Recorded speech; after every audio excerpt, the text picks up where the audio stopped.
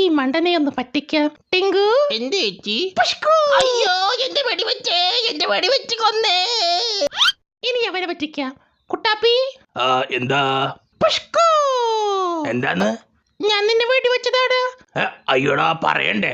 അമ്മേ മതിയാ.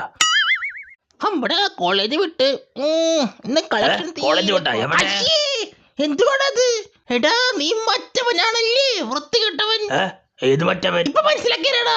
അയ്യോ അച്ഛനെ വാങ്ങലന്മാരെ കണ്ട മനസ്സിലാക്കാത്തവന്മാര്.